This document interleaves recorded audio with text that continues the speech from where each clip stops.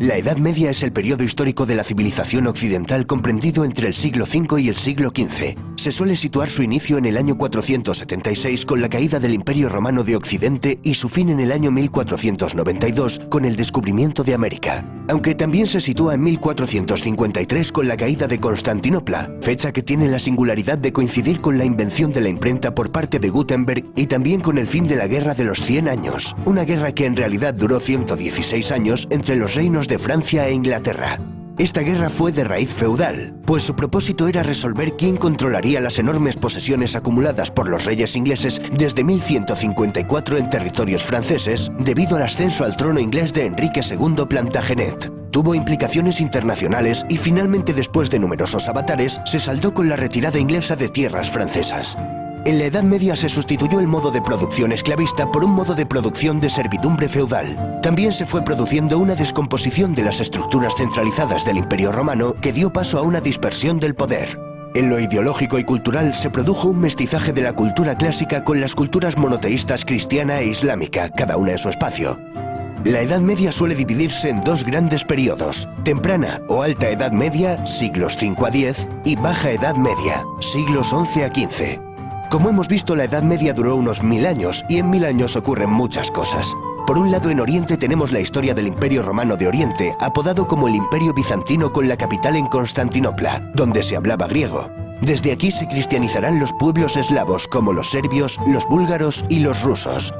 Por otro lado, en Europa occidental tenemos a un montón de pueblos germanos, bárbaros para los romanos, procedentes del norte de Europa, que fueron descendiendo en sucesivas oleadas hacia el sur y se fueron asentando formando reinos. Estos pueblos aseguraron y fusionaron con su cultura muchos rasgos de la civilización griega y latina, adoptando el derecho romano y el cristianismo como religión oficial. En el año 620 en la Meca surge la figura de Mahoma, que crea una religión monoteísta, el Islam. A su muerte en el 632, la península arábiga era ya en su mayoría musulmana. Sus sucesores tomaron el título de califa e iniciaron una expansión territorial que llegó desde la península ibérica hasta la India. La presencia de los musulmanes como una civilización rival alternativa asentada en la mitad sur de la cuenca del Mediterráneo, cuyo tráfico marítimo pasan a controlar, obligó al cierre en sí misma de la Europa occidental durante varios siglos. Para algunos historiadores, este hecho significó el verdadero comienzo de la Edad Media.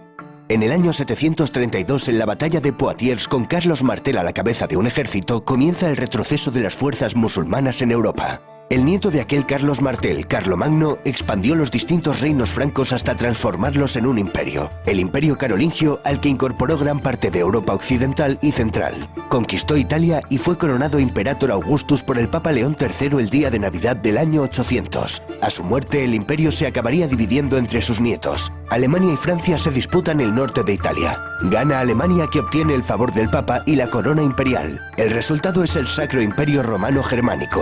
En el año 962, el rey alemán Otón I, llamado el Grande, es coronado emperador. Tras la desintegración del Imperio Carolingio y el fracaso del proyecto político centralizador de Carlomagno, la debilidad de los reyes se hizo evidente. Sus sucesores se vieron obligados a ceder gran parte de su autoridad a los condes y marqueses para obtener su apoyo. Para asegurarse la lealtad de estos nobles, los monarcas les entregaron tierras, los feudos. Por otro lado, las invasiones de vikingos, sarracenos y húngaros aumentaron la inseguridad general, lo que obligó a los reyes a encomendar a los nobles la defensa de sus territorios. Nace la figura del caballero. El feudalismo alcanzó su madurez en el siglo XI y tuvo su máximo apogeo en los siglos XII y XIII. Su cuna fue la región comprendida entre los ríos Rin y Loira, dominada por el Ducado de Normandía. Por feudalismo entendemos al sistema basado en una serie de lazos y obligaciones que respaldan compromisos generalmente militares entre un hombre libre, el vasallo, y otro hombre libre en situación superior, el señor. El vasallo juraba fidelidad a su señor y se comprometía a cumplir determinadas servidumbres, principalmente de auxilio militar y consejo político, auxilium et consilium, recibiendo como contraprestación un beneficio, habitualmente el control y jurisdicción sobre la tierra y la población de su feudo o señorío. A esto se conoce como vasallaje. El vasallaje se confirmaba a través de dos ceremonias, el homenaje y la investidura. La posibilidad de que un vasallo tomara bajo su protección a su vez a otros hombres que pasaban a ser sus vasallos estableció una red piramidal de relaciones vasalláticas. Al final del vídeo veremos cómo era la típica pirámide de una sociedad feudal. Acabamos de ver cómo se pasó de un Estado romano basado en el poder central y un vasto territorio a un Estado basado en vínculos personales fragmentado en los distintos feudos. En ellos, el señor acapara las funciones propias del Estado, como por ejemplo legislar, imponer impuestos y administrar justicia. La tierra adquiere una enorme importancia económica al disminuir el comercio y la circulación monetaria. Por eso, la agricultura es la base de la economía feudal, una economía de autoconsumo. La vida rural predomina frente a la urbana. Un feudo característico se componía de una aldea rodeada de terrenos para cultivar, protegida por un castillo regentado por un señor. A este castillo también se le denominaba burgo. Por extensión, se aplicó el nombre de burgo a las poblaciones que se desarrollan en torno a estas construcciones. Así surgieron las grandes ciudades medievales. A los habitantes de estas nacientes ciudades se les llamaban burgueses, naciendo el término burgués. A estos centros acudían los campesinos a vender sus excedentes, cereales, frutas, carne, a la vez que compraban artículos de uso cotidiano elaborados por los artesanos, herramientas, cerámica, ropa. Se fueron creando nuevos barrios de artesanos y mercaderes que se agrupaban en gremios.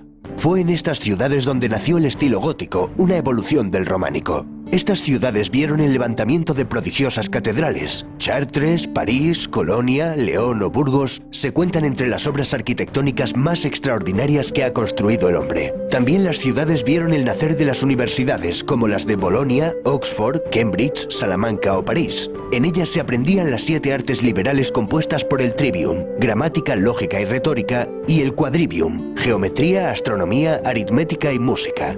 También podían cursarse estudios especializados como Derecho, Medicina, Teología y Filosofía. La filosofía dominante era la de Aristóteles, cuyos textos habían llegado a Europa a través de los centros de enseñanza árabes.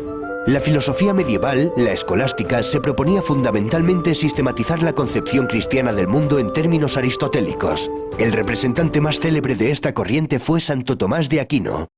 Catedrales majestuosas, universidades... Vaya, parece que la Edad Media no es esa época oscura que siempre nos han querido vender. Y todavía no hemos mencionado los monasterios. Los monasterios también fueron islas de civilización. De ellos no solo emanaba espiritualidad, cultura y cristianismo, también fueron los que introdujeron la roturación de los bosques, beneficiosos inventos como la buena cerveza o maravillosos remedios naturales. Pero los monasterios fueron fundamentalmente grandes escritorios donde se salvaron, copiaron y conservaron los manuscritos que hemos heredado de la antigüedad. Estas islas de civilización no eran lo común dentro de la sociedad medieval. La mayoría de la población era analfabeta. Aquí los juglares y trovadores jugaron un papel muy importante. Eran músicos y poetas que divulgaron oralmente las hazañas épicas de héroes. La Edad Media es la época de los grandes caballeros y los grandes cantares de gesta como el cantar de Mio Cid, la canción de Roldán, Beowulf o el cantar de los Nibelungos.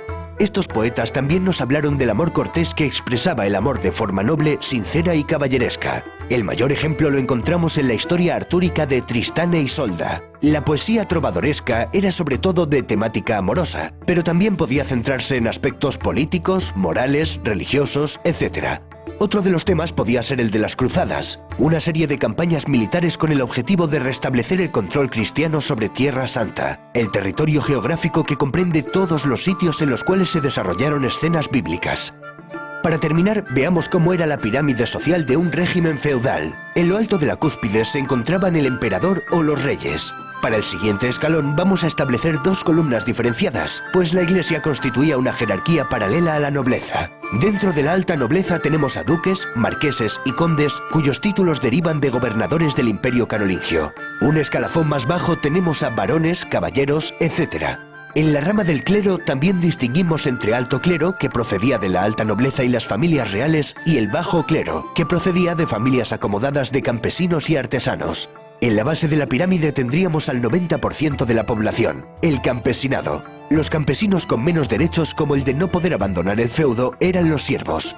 La diferencia principal entre un siervo y un esclavo consistía en que, en general, un siervo no podía ser vendido por separado de la tierra que trabajaba, y en que jurídicamente era un hombre libre. Era una sociedad profundamente estática, ya que cada individuo permanecía en la clase social en la que había nacido. Las injusticias que comportaba esta jerarquía eran compensadas por la religión. Toda situación de desventaja en este mundo se compensaba con una situación de ventaja en el siguiente.